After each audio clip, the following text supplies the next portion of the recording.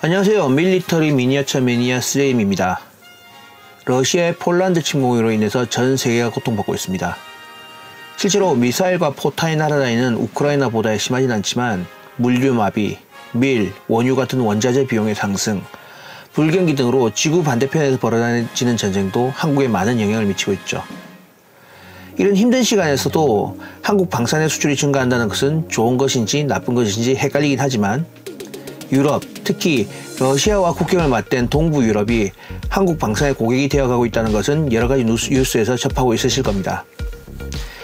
한국 방산이라고 하면 일단 K9 자주포, FA-50 경전투기, 그리고 요즘 들어 주목을 받는 것이 K2 전차죠. K9 자주포야 워낙 많은 곳에서 다루고 있으니 잘 아시리라 생각합니다.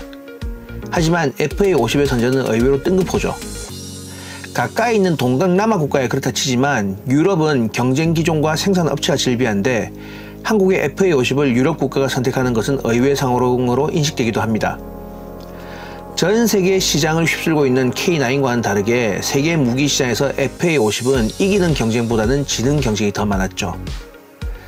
대부분의 경우 경전투기가 아닌 훈련기 또는 주력 전투기 사업을 하게 되는 경우에 사업에 패하는 경우가 많았습니다. FA-50의 원형인 T-50의 성능이 떨어지느냐? 그렇지는 않습니다. 오히려 너무 뛰어나서 문제가 되는 거죠. 훈련기라는 것은 주력 전술기의 훈련을 목적으로 하는 전투기니까 성능이 그리 뛰어날 필요는 없어요.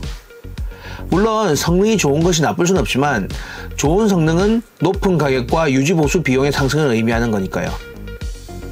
즉 FA-50이 제공하는 높은 무장 적재량, 고성능은 경쟁기 대비 높은 가격의 원인이 되고 전술 훈련기로 사용하기 위해서 가성비는 썩 뛰어나지 않은 상황이 되어버려서 수출 시장에서 경쟁하는 N365 훈련기에 비해 가격에서 밀리게 됩니다.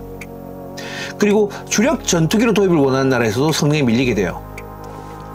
애초에 처음부터 주력 전투기를 목표로 제작된 기체가 아니니까 성능 면에서 주력 전투기로 사용된 기체를 따라갈 수 없는 게 정상이죠.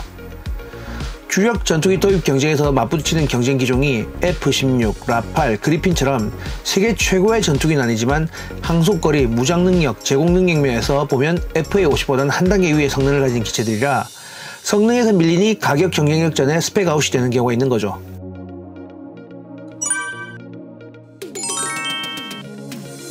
하지만 아시다시피 FA-50이 늘 세계 시장에서 주워 터지고만 다니고 있진 않아요. 적지 않은 수주를 하는 상황이 있죠. 이 수주는 여러가지 이유가 있겠지만 위에서 이야기한 훈련기로는 너무 뛰어나고 주력 전투기 대비 떨어지더라도 그 정도의 기능을 요구하는 시장이 있기 때문이죠.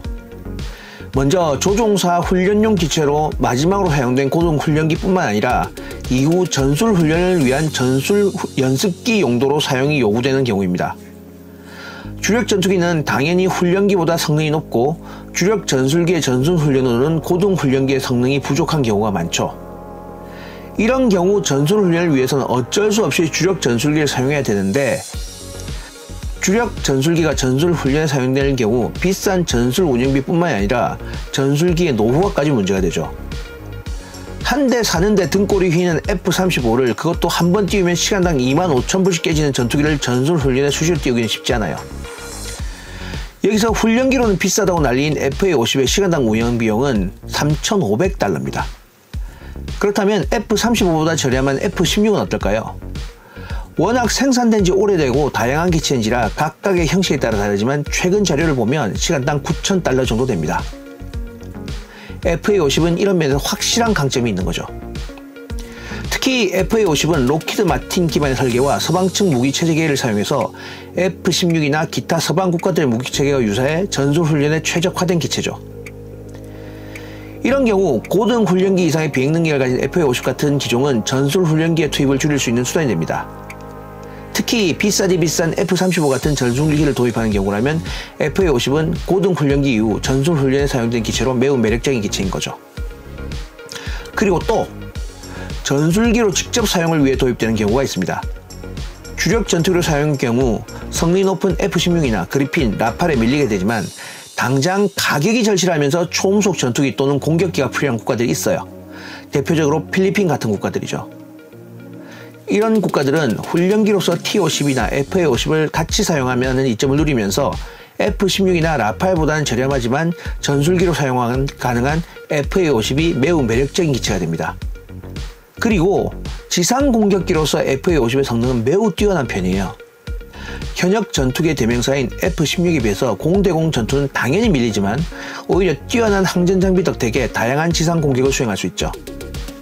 항공기의 덩치가 작아서 F-16에 비해서 더 탑재량이 떨어지지만 미국 무기의 기본을 둔 한국 공군의 요구사항을 우선적으로 반영하고 거기에 원본 전투기가 록히드 마틴인 만큼 F-16이 사용할 수 있는 대부분의 무장 탑재가 가능합니다. 거기다 레이더 유도 무기는 아니지만 AIM-9X 사용이 가능해서 멀찍이 적 전투기를 타격할 수 있는 기능도 보유하고 있어요. 이런 상황으로 보자면 예산의 압박이 심한 국가뿐만 아니라 군사비 지출이 많으면서 비싼 미제 전투기를 사용하는 국가 역시도 FA-50은 매력적인 로우-레벨 경전투 공격기가 될 수 있는 거죠. FA-50의 기능을 보면 FA-50은 처음부터 지상 공격에 특화된 기체입니다. 앞서 말한 것처럼 F-16보다 탑재량은 작지만 무장의 종류는 거의 동일한 수준을 운영할 수 있어요. 그냥 떨어뜨리면 끝나는 멍텅구리 자연낙하 폭탄부터 정밀 유도 제이담, 레이저 유도 폭탄도 운영이 가능하고요. 그리고 타우러스의 경량화 버전인 천룡까지 탑재가 가능하니 근접 항공 지원부터 스탠드오프 원거리 정밀 타격이 가능한 기능까지 보유하게 됩니다. 이렇게 기능이 뛰어난 지상 공격 능력에 집중되어 있는 이유는 한국 공군의 공대공 및 하이엔드 능력을 KF-21이나 F-35가 수행하게 되어 있는 체계가 가장 큽니다. 하지만 아쉽게도 현재 상황에서 공대공 능력은 지상 공격 능력만큼이나 발군이진 않아요.